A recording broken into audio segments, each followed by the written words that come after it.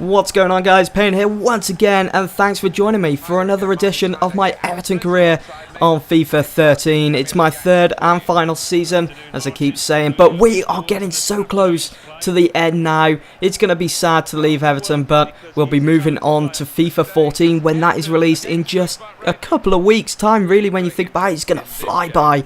And for you guys that watched my previous episode, you will know that Christian Tello made his long-awaited return to Goodison Park and also the Barclays Premier League. It's great to have him back on the team now. We all saw what he was capable of doing last season when he was on loan from Barcelona at Everton, and every game that I started him, he just seemed to grow in confidence, and every performance that he put in, it was just top notch, which is why at the time Ola John was thinking about leaving Everton because he just wasn't getting the first team football.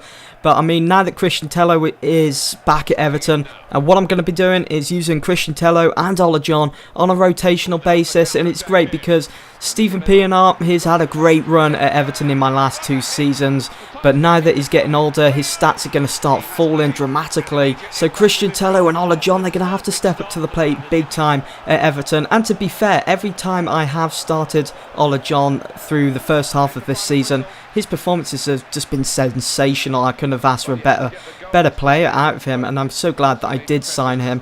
But there is still room for improvement in that player, and he's just going to get better and better, and I'm hoping that the same thing happens to Christian Tello. And as you've just seen with our previous fixture against QPR in the BPL, it was Christian Tello's first game back at Everton at Goodison Park. He got his debut goal after his return, and also it was the winning goal. So we picked up the 3 points against QPR. We move on to our next one.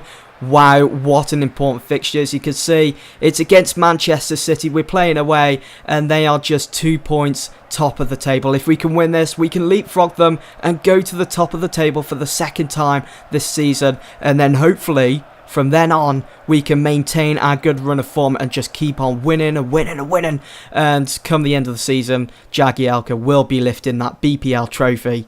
In that fixture against QPR though, I did rest a few players, so that meant I had a very strong team to play against Manchester City. Probably my best starting 11, got the likes of Fellaini and Thiago in that central role. We got Feghouli, my new signing from the summer who came in from Valencia. He was playing down the right wing instead of Morales. He wasn't looking too fit after I played him against QPR. But I was ready for this game. I was really confident, even though we was playing away. And our first fixture against City at the start of this season, we did lose. But I didn't want that to be an indication of how this game was going to go. I wanted to change everything. So Matri took the ball into the box, fired it at Joe Hart, my England goalkeeper. And Tarat, after a lovely cross from Christian Tello, there he is again, man of the moment. Tarat made it 1-0 to Everton with a lovely header. And Joe Hart, he just couldn't reach it, he couldn't save it, couldn't keep it out the back of the net. So Everton were in the lead against Manchester City, and that just gave my players all the confidence in the world to maybe go on, get a few more goals. But Manchester City, they just put their defences up. They wasn't going to let anything else past Joe Hart throughout this game. But you know what? I was going to be happy with just a 1-0 win, as long as we got those 3 points at the end of the day. And that was the full-time score. 1-0, thanks to a header from Tarat, supplied by Christian Tello, the guy that I brought in from FC Barcelona. I know I keep mentioning him, but I'm just so glad that I have Christian Tello back on the Everton side, because he saved us numerous times last season, and I'm just hoping this season is going to do exactly the same. So we move on to our next fixture, and it's the next round of the FA Cup. It was to be played at Goodison Park, so we had that home advantage against Derby County, or if you're American, Derby County. So after that great result against Manchester City, I just wanted to give the home fans something to cheer about and wipe the floor with Derby County. Jetro Willems opened up the scoring, making it 1-0 in the 58th minute. There was still time to get a few more, so I just kept pushing them as far back as they could possibly go, trying to get a couple of more goals, but Francisco Jr. had one last chance of the game, and he skies it. That was the final score, 1-0. I wasn't too happy because I wanted a couple of more goals, as I've already said, but we go through to the next round. That's all that counts at the end of the day. Our next fixture was going to be a very tough one. It was the knockout stages of the Champions League. it was to be played against CSKA Moscow. We was playing away, so we had that advantage, but it was still going to be very tough even with that in mind. There was their starting 11. They got the likes of Wagner Love starting up front, very dangerous striker he is, and of course Mario Fernandez, who's playing right back, so Ola John was going to have a tricky night indeed. This was my starting 11, pretty much my strongest side, as you've already seen in this video.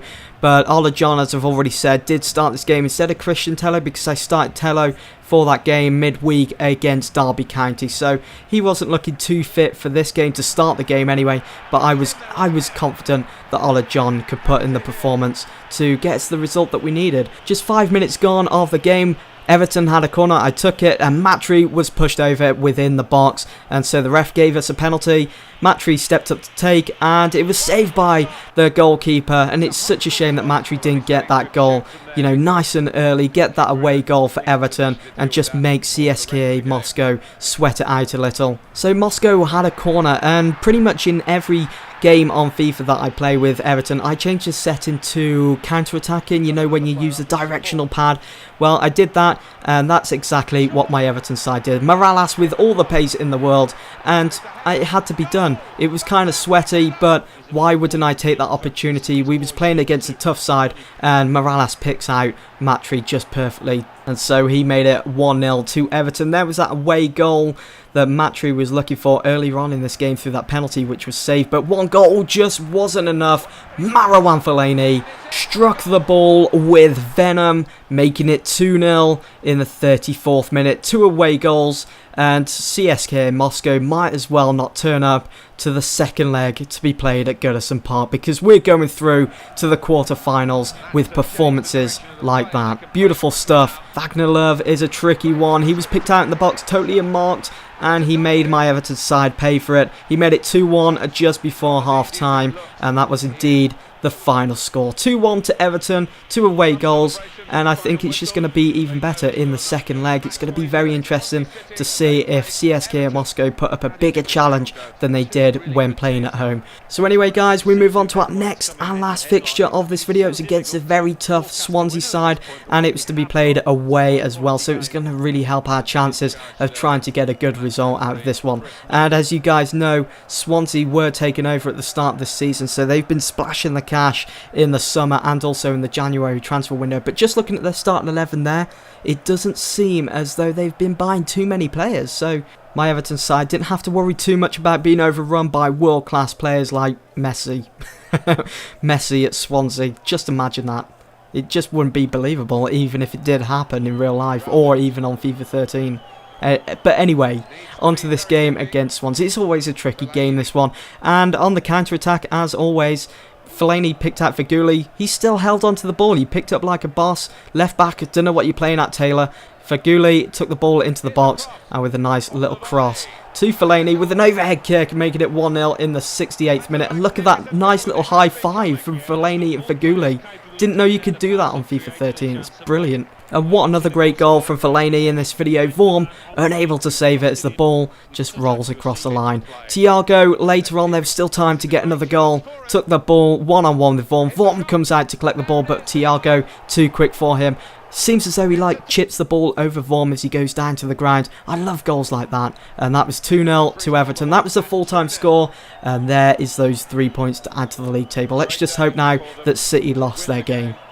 So before I end this video, take a quick look at this. Southampton have been crowned champions, not of the BPL, but of the Capital One Cup. They beat QPR in the final at Wembley, the team that knocked my Everton side out in the semi-finals. So fair play to Southampton. Anyway guys, that is the end of this video. I do hope that you've enjoyed, and if you have, be sure to smash that like button. And if you haven't already, be sure to follow me on Twitter, like me on Facebook. The links are in the description below, and I will see you all in the next one. Thanks for watching.